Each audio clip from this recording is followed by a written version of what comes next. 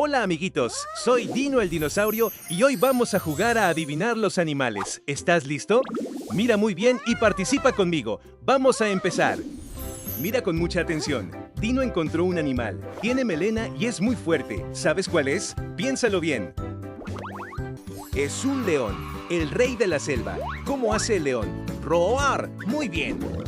Observa bien este animal. Es muy grande y tiene trompa. ¿Sabes cuál es? Piénsalo bien. Es un elefante. Le encanta usar su trompa. ¿Cómo hace el elefante? ¡Brrr! Muy bien. Mira con atención. Este animal salta y trepa árboles. ¿Sabes cuál es? Piénsalo. Es un mono. Le encanta jugar. ¿Cómo hace el mono? ¡Ah! Muy bien. Dino encontró otro animal. Es un gran amigo del hombre. ¿Sabes cuál es? Piénsalo bien. Es un perro. Le gusta jugar contigo. ¿Cómo hace el perro? ¡Guau! Muy bien.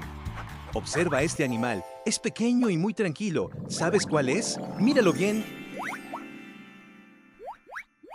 Es un gato. Le gusta dormir mucho. ¿Cómo hace el gato? ¡Miau! Muy bien. Mira con atención. Este animal vive en la granja. ¿Sabes cuál es? Piénsalo bien. Es una vaca. Nos da leche. ¿Cómo hace la vaca?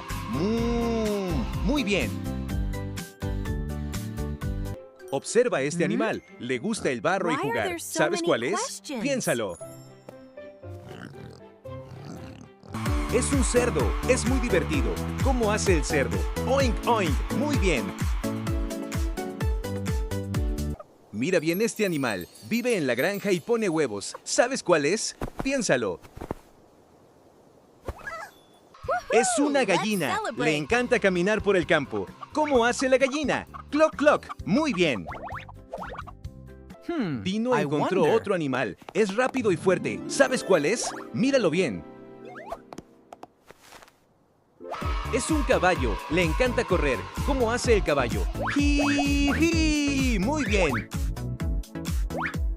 Observa con atención. Este animal vive cerca del agua. ¿Sabes cuál es? Piénsalo bien. Es un pato. Le gusta nadar. ¿Cómo hace el pato? ¡Cuac, cuac! Muy bien.